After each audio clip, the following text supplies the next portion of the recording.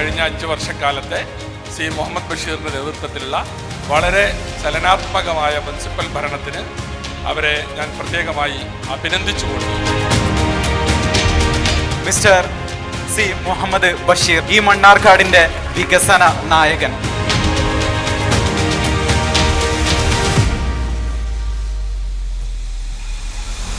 അടുത്ത ഒരു 5 വർഷക്കാലത്തേക്ക് ഈ ഒരു ഭരണസമിതിയെ നിങ്ങൾ തിരഞ്ഞെടുക്കുകയാണെങ്കിൽ UDF പരിചയപ്പെടുത്തുന്ന മുഴുവൻ സ്ഥാനാർത്ഥികളെയും നിങ്ങൾ മണ്ണാർക്കാടുകാർക്ക് ഒരു 50 വർഷത്തേക്ക് ചെയ്യുന്ന വലിയ ഒരു ഉത്തരവാദിത്തമായിരിക്കും നിർവഹിക്കുന്നത്.